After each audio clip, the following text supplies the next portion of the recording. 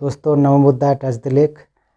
परम पावन दलाई लामा जी ने धर्मशाला स्थित मुख्य तिब्बती बिहार में साउथ ईस्ट एशियन बौद्ध संघ के अनुरोध पर 2 दिवसीय प्रवचन दिया।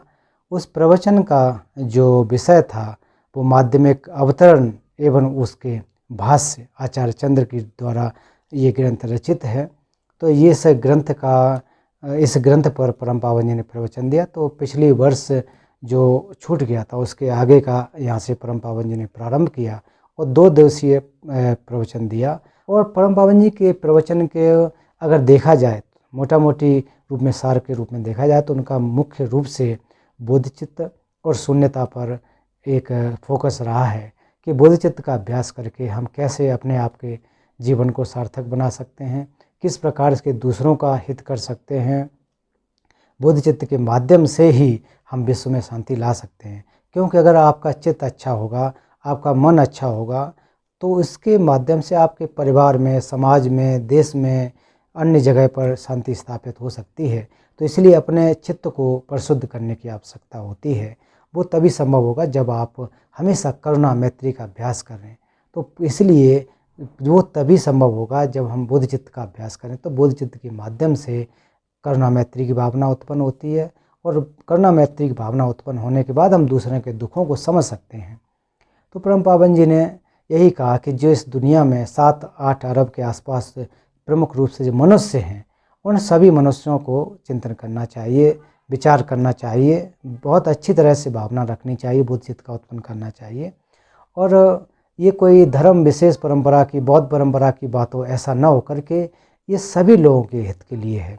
चाहे कोई बौद्ध धर्म को मानता हो, ना मानता हो, या आप आस्तिक हों या नास्तिक हों, कोई फ़र्क नहीं पड़ता है। मुख्य रूप से जो मूल बातें हैं, जो गंभीर बातें हैं, जो अपने चित्त को शुद्ध करने की चीज़ें हैं, वो सभी लोगों को मानना चाहिए, अभ्यास करना चाहिए। और परम पावन जी ने जो धर्म सद्भाव की भी व्याख्या की कि मैं सभी लोगों के जो भी धर्म है उनके पास जाता हूँ, उनके बुलावे पर जाता हूँ, तो मैं सबका सम्मान करता हूँ। लेकिन मैं अपना जो बौद्ध धर्म है, मैं भगवान बुद्ध का शिष्य होने के नाते उनके द्वारा जो भी दर्शन दिया गया उसका मैं अध्ययन करता हूँ, पठन पाठन करता हूँ। दूसरी बात, इस परम पावन जी के जो प्रवचन है उसमें शून्यता के बारे में, तो जो बोधिचित्त और शून्यता, तो शून्यता के बारे में भी परम पावन जी ने कहा कि जिन चीज़ों को हम देख रहे हैं वो केवल और केवल नाम मात्र से आरोपित हैं और हम ऐसा मान लेते हैं कि वो स्वभाव से सिद्ध हैं। तो स्वभाव से सिद्ध मान करके उनमें बहुत ज़्यादा लगाव पैदा हो जाता है, अटैचमेंट पैदा हो जाता है। तो शून्यता का अभ्यास करने से क्या लाभ होगा कि उनके प्रति हमें राग, द्वेष, मोह पैदा नहीं होगा। जैसा जैसा उनको देखते हैं वैसा ही हम उसको मान बैठते हैं कि ये स्वभाव से सिद्ध है। लेकिन जो भी चीज़ है, जो भी वस्तु है, स्वभाव से सिद्ध नहीं है। जो मैं कहते हैं, जो मैं और मेरा की भावना जिसको हम हमेशा बार बार कहते हैं, बहुत ज़्यादा जोर देते हैं, वो स्वभाव से सिद्ध नहीं है। अगर स्वभाव से सिद्ध हो तो वो कोई चीज़ें हमें प्राप्त होगी। तो परम पावन जी बार बार कहा कि शून्यता और बोधचित्त का अभ्यास करके ही हम निर्माण को प्राप्त कर सकते हैं। निर्माण को प्राप्त तभी किया जा सकता है जब हमारे अंदर राग, द्वेष, मोह इनको नष्ट कर सकें और दूसरों के प्रति प्रेम हम दिखा सकें, करुणा का अभ्यास कर सकें। तो ओवरऑल यहाँ पर जो भी प्रमुख रूप से जो आयोजक अर्थात कहा जाए जो श्रद्धालु थे, वो साउथ ईस्ट एशियन के थे। इसके अलावा भी कई देशों के थे। उनके समक्ष उनके लिए 2 दिवसीय कार्यक्रम जो 2 दिवसीय प्रवचन था वो परम पावन जी का संपन्न हुआ। तो मैं इसलिए यहाँ पर ये वीडियो आपके माध्यम से आप लोग, तो परम पावन जी का 2 दिवसीय प्रवचन का जो सार था तो बोधचित्त और शून्यता, ये दोनों को लेकर के था। और अंत में आज दूसरे दिन उन्होंने बोधचित्त की दीक्षा भी दी, बोधचित्त उत्पाद कराया कि बोधचित्त के क्या लाभ है, उसको हमें उपयोग करने से, अभ्यास करने से हमारा क्या हित हो सकता है। तो इसलिए मैं ये वीडियो बनाने का मेरा मकसद ये है कि सार के रूप में आपको बता सकूं। बहुत सारे हमारे भाई बंधु होंगे जो कि डायरेक्ट लाइव कास्ट नहीं देख पाए, तो उस चैनल के माध्यम से आप समझ सकते हैं कि सार के रूप में प्रवचन का एक सार है वो क्या था। तो मैं आप परम पावन जी के प्रवचन का सार बोधचित्त और शून्यता, इस पर परम पावन जी ने उपदेश दिए। और जिन लोगों ने ऑनलाइन माध्यम से सुना होगा तो ठीक है, और नहीं तो परम पावन जी की वेबसाइट पर, फेसबुक पर सब जगह उपलब्ध है। तो आपके सामने ये छोटा सा वीडियो मैं पेश कर रहा हूँ, तो आप इस वीडियो को आगे देखिए कि परम पावन जी क्या कह रहे हैं, किस प्रकार से व्याख्या कर रहे हैं। तो आप आगे की वीडियो देखिए। यहाँ पर विभिन्न स्थानों से आए हुए जो श्रद्धालु हैं, जो भगवान बुद्ध के शिष्य हैं, वो यहाँ पर आए हुए हैं, पधारे हुए हैं।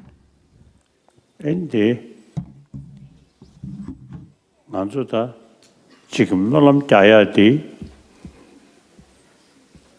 지금 좀 된데 코랑기 베람든 안에 और जो हम प्रार्थनाएं करते हैं, 표도계리 제외 준비고 타연로라고 멀리 시제시 तो इसका अर्थ है 샤게소달라 고샤세센 소나신 좀 된데 코랑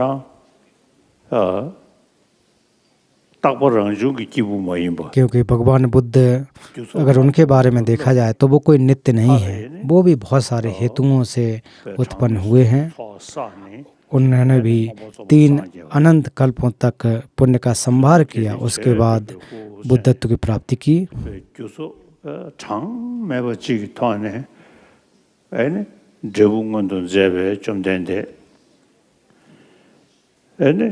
코라라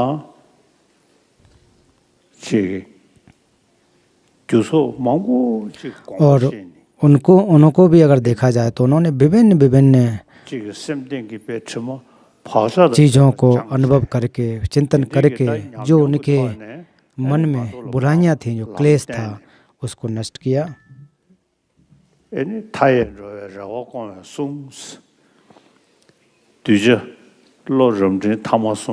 और फिर उनके जो श्रोतागण थे, जो अध्यम, उत्तम और मध्यम मति वाले लोग थे, उनको उन्होंने उपदेश दिया।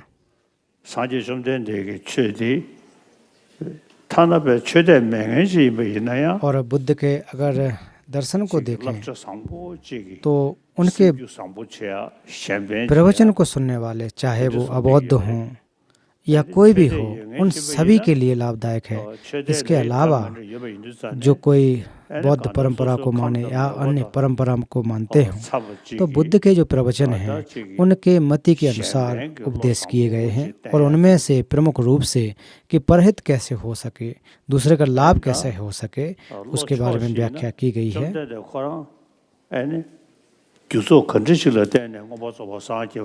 और भगवान बुद्ध ने किस प्रकार से बुद्धत्व की प्राप्ति की है, ये हमें परीक्षण करना चाहिए। और बुद्ध किस प्रकार से मार्ग का अनुसरण करते हुए बुद्धत्व को प्राप्त किए हैं, क्योंकि हम सभी के अंदर तथागत गर्व है।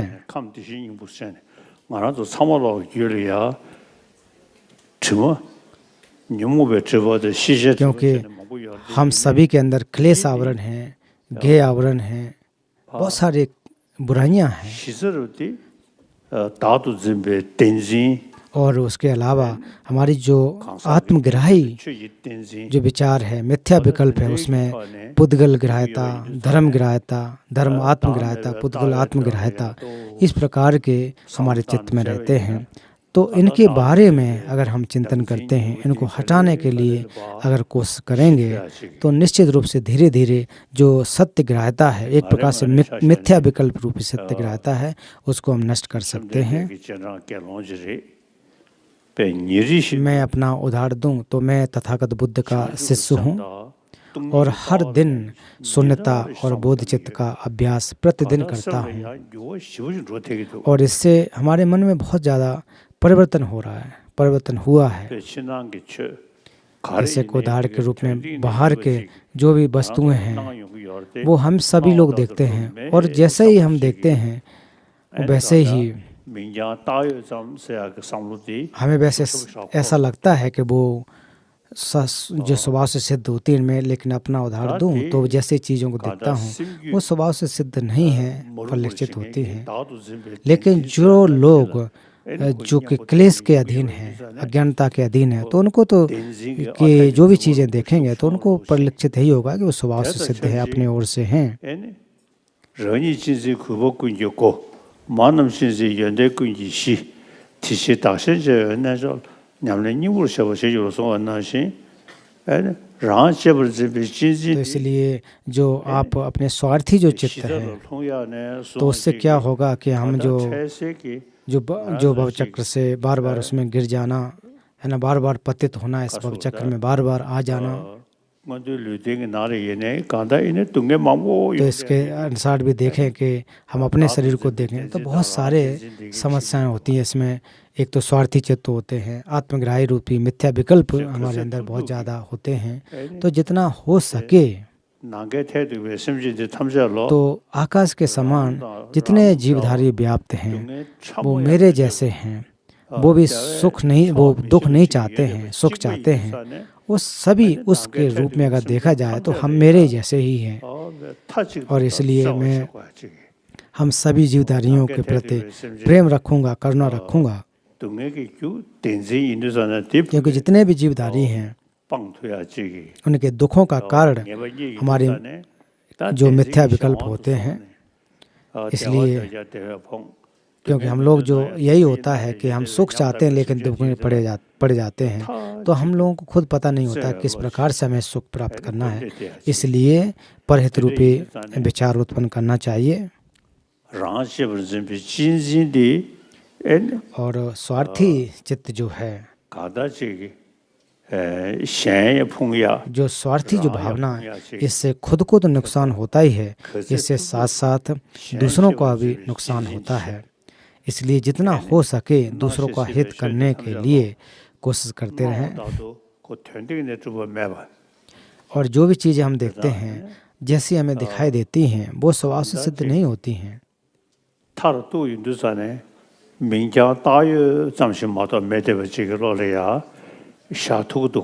जब उसका परीक्षण करेंगे तो आपको पता लगेगा कि केवल और केवल ये नाम मात्र से हैं। तो मैं ऐसा नहीं कि ऐसा ही कह रहा हूँ कि ग्रंथ में लिखा है इसलिए कह रहा हूँ, इसलिए मैं कह पा रहा हूँ कि मैं अपने अनुभव के अनुसार कह पा रहा हूँ कि जब हम शून्यता के बारे में अभ्यास करते हैं तो उस समय इन चीज़ों के बारे में हम समझ सकते हैं कि वास्तविकता क्या होती है। और यही कोशिश होनी चाहिए कि केवल और केवल दूसरों का हित कर सकें। और जितना ज़्यादा आप अभ्यास करेंगे तो फिर वैसे ही वैसे धीरे धीरे जो स्वार्थी रूपी चित्त है वो कम होता चला जाएगा और परहित रूपी जो चित्त है वो उत्पन्न होगा। क्योंकि अभी तक हम लोग का जो मन है वो मन एक प्रकार से विकल्पों में उलझा हुआ है। हम लोग भगवान बुद्ध के शिष्य हैं, इसके साथ साथ नालंदा के जो विद्वान हैं उनके विचारों को जब परीक्षण करते हैं तो उसमें कहा जाता है कि दूसरों का अगर हित करना चाहते हैं, स्वयं का हित करना चाहते हैं तो बोधिचित्त का अभ्यास करना चाहिए।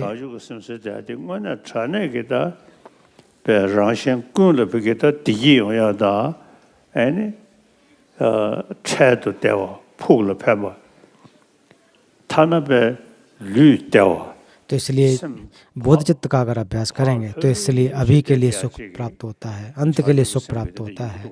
और हमें जो हमारे काय है, जो शरीर है, उसमें एक प्रकार से तसल्ली उत्पन्न होती है। तो इसमें बहुत सारे जब हेतु उत्पन्न या हेतु आते हैं या दुख आते हैं या जो बुराइयां जो हमें नुकसान पहुंचाते हैं तो उनके प्रति हमें और केवल करुणा उत्पन्न करना चाहिए, क्योंकि उनके प्रति अगर हम दुर्भावना रखें तो क्या उससे लाभ होगा। और इसके साथ साथ जो कि जिनको कोई हमें बाधा पहुंचाते हैं और तो वो क्यों पहुंचाते हैं, वो इसलिए पहुंचाते हैं कि वो केवल और केवल अपने बारे में सोचते हैं, वो दूसरों के बारे में नहीं सोच पाते हैं। तो वो इसलिए होते हैं अविद्या की वजह से होते हैं, अज्ञानता की वजह से, क्लेश की वजह से। तो इसलिए जो भी जीवधारी हैं जो आपको नुकसान पहुंचाते हैं उनके प्रति केवल और केवल करुणा का ही उत्पन्न करना ही करें, उसके अलावा कुछ नहीं कर सकते हैं। 랑 진진기 견다 아니 다도 집에 댄싱기 견디 야오 상로 거윤데 아니 랑 진진다 댄싱기 상원도 소에 इसलिए जब आप जो स्वार्थी चित्त है उसके बारे में विचार करेंगे तो उससे एक प्रकार से नुकसान ही होगा। इसलिए कोशिश करना चाहिए कि दूसरे जीवधारियों के लिए, उनके सुख के लिए विचार करना चाहिए। और कितना अच्छा होगा अगर मैं दूसरे लोगों का हित कर सकूं। इस प्रकार का अगर आत्मबल पैदा होता है तो बहुत लाभदायक हो सकता है।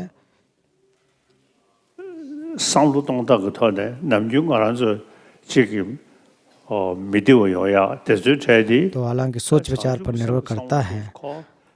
कभी कभी आपस में कुछ मनमुटाव होते हैं, दूसरे के प्रति बैर उत्पन्न होता है, लेकिन जब आप बोध चित्त के बारे में विचार करेंगे तो फिर बोध चित्त का चिंतन करने से, अभ्यास करने से तो वैसे ही हमारे अंदर भावना उत्पन्न होती है कि जिस प्रकार से हम सोच रहे हैं, जिस प्रकार से हम दूसरों के प्रति गलत भावना रख रहे हैं, वो वैसा होता नहीं है।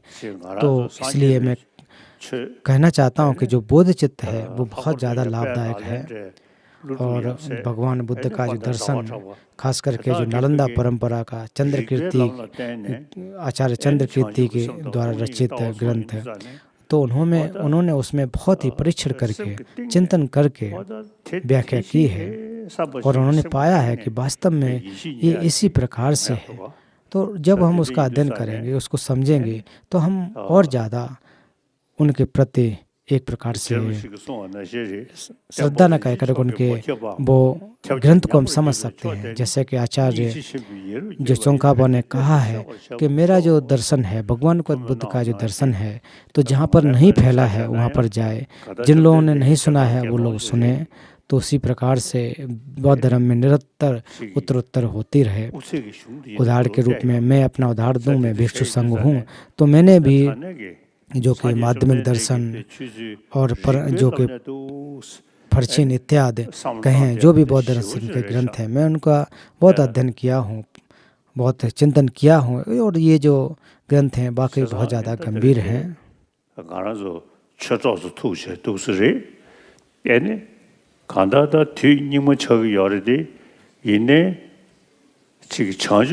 यहाँ हम लोग धर्म मित्र, कल्याण मित्र बैठे हुए हैं। तो हालांकि समय के अनुसार देखा जाए तो एक प्रकार से कलयुग है, खराब समय चल रहा है। तो ऐसा नहीं है कि ये जो समय है वो हमारा उपयोग का नहीं है। समय जो परिवर्तन हो रहा है, बहुत सारे जो इसमें उतार चढ़ाव आ रहे हैं, तो वो उपयोग का नहीं, ऐसा नहीं कह सकते, उपयोग का है, उसका हमें उपयोग करना चाहिए। और आप लोग सभी लोग जो शून्यता है, बोध चित्त का अभ्यास है, वो रोज करें, आप निरंतर करें। तो इसलिए कोई आप सोचें कि ये हमारे दर्शन के लिए, बौद्ध धर्म के लिए नुकसानदायक है, ये हमारा बाधक है, दुश्मन है, उसको नष्ट करना है, भूत प्रेत को हटाना है, तो इससे कुछ लाभ नहीं होगा। उनके प्रति भी हमें करुणा उत्पन्न करनी है कि वो बेचारे हैं, अविद्या के अधीन है, इस वजह से दूसरों को नुकसान पहुंचाते हैं। तो ऐसे लोगों के लिए हमें केवल और केवल करुणा का अभ्यास करना चाहिए। इसलिए इसमें अनुष्ठानों के माध्यम से उनके जो बाधाएं हैं उनको दूर करना या अन्य लोगों को नुकसान पहुंचाना, तो ऐसा करने की आवश्यकता नहीं है। तो मैं जितना हो सकता है उतना शून्यता और बोध चित्त का अभ्यास करता हूँ। जब इसका अभ्यास करता हूँ तो मुझे लाभ होता है। तो जब मैं शून्यता का बोध चित्त का अभ्यास करता हूँ तो मेरे शरीर को भी लाभ प्राप्त होता है। तो हालांकि जो दीर्घ आयु की प्रार्थनाएं हैं, दीर्घ आयु की प्रार्थना अगर करें तो उससे थोड़ा बहुत तो लाभ होता होगा, लेकिन मुख्य रूप से अगर आप दीर्घ आयु भी चाहते हैं तो उसके लिए आपको बोध चित्त का, शून्यता का अभ्यास करना चाहिए। इसलिए दूसरों का अगर हित चाहते हैं तब भी बोध चित्त का अभ्यास करना चाहिए।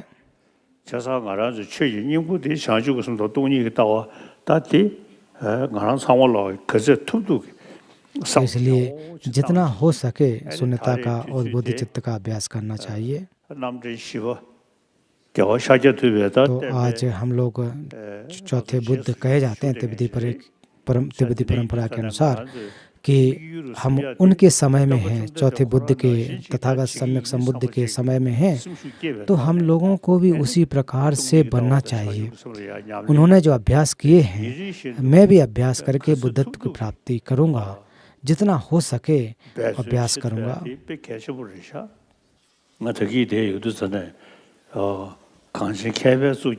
तो जब मैं आ रहा था तो चोंगखापा की स्तुति कर रहे थे, तो उस समय मुझे एक प्रकार से मजाकिए तौर में कहा कि मैं जो जेरिम्बुछे लोसां टापा उनके जन्म स्थान के पास ही मेरा जन्म हुआ है।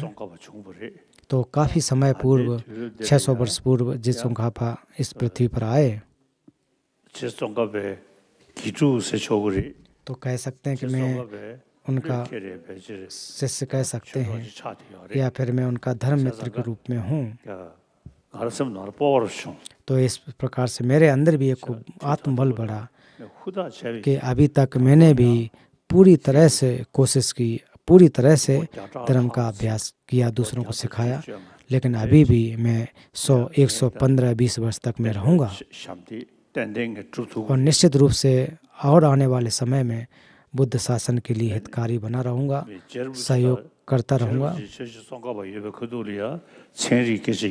तो उस समय जब जे चोंगखापा थे 600 वर्ष पूर्व, जो आज की जो विज्ञान है, उस तरह से विज्ञान ने तरक्की नहीं की थी। तो मैंने भी जो कि माध्यमिक दर्शन, उसके साथ प्रज्ञा पारमिता के अध्ययन, उन ग्रंथों का अध्ययन किया। फिर उसके बाद जो वैज्ञानिक लोग हैं उनके साथ साथ वार्ता की। तो बहुत सारे जो मित्र हैं, वैज्ञानिक मित्र हैं, मेरे मित्र हैं, उनके साथ संवाद मैं करता हूँ, किया हूँ। तो पहले जो विज्ञान के बारे जब बात होती तो उसको लोग दूसरी तरह से देखते हैं कि कोई दूसरी चीज़ है, लेकिन ऐसा नहीं है। जो विज्ञान में अगर देखा जाए वास्तव में, जो मनोविज्ञान के बारे में, तो वो बहुत ज़्यादा महत्वपूर्ण है। उसके साथ साथ जो क्वांटम फिजिक्स है, अणु विज्ञान है, उनके बारे में देखें तो वो भी बहुत ज़्यादा महत्वपूर्ण है।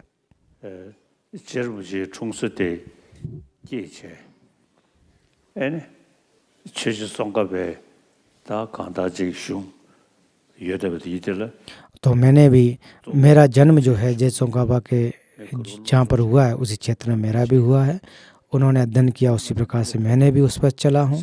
तो काफ़ी उससे लाभ हुआ है मुझे। तो निश्चित व्यक्तिगत रूप से कहा जाए तो बहुत लाभ हुआ। जब अपने अनुभव को दूसरों के साथ कहा जाए तो बहुत बहुत अच्छा होता है। तो ये मैं आपसे कहना चाहता था।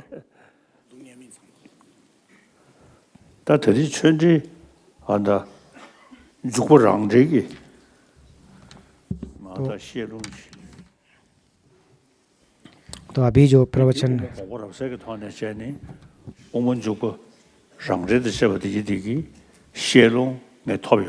और मैंने भी इस ग्रंथ का उपदेश है, जो उपदेश प्राप्त किया है, और मैं हर दिन इसके बारे में विचार करता हूँ, चिंतन करता हूँ।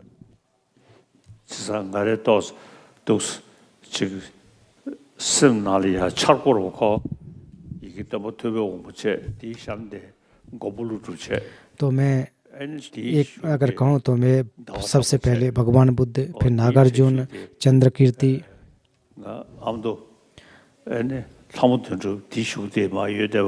और मैं ऐसा मानता हूँ कि आमदो लामाडुंडुक अर्थात परम पावन जी, मैं इस क्रम में अपने आप को मानता हूँ कि उनके पीछे मैं भी खड़ा हूँ, कि जिस प्रकार से उन्होंने चिंतन मनन किया, और मैं भी वैज्ञानिकों के साथ चर्चा करने में सक्षम हूँ।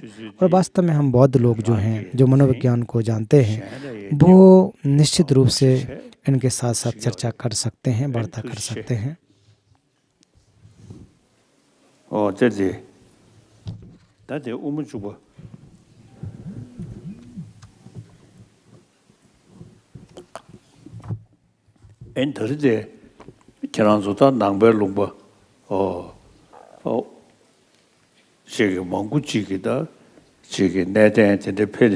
तो आज यहाँ पर आप विभिन्न देशों से जो स्थिविर लोग भी पधारे हैं, भिक्षु लोग, अन्य अन्य देशों से आए हुए लोग हैं।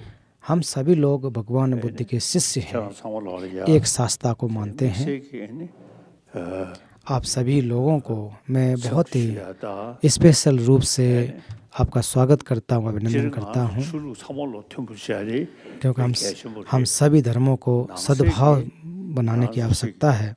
태과 처음부터 태과 매버사로 इसमें जो महायान और हीनयान इस प्रकार के बातों को नहीं करना चाहिए।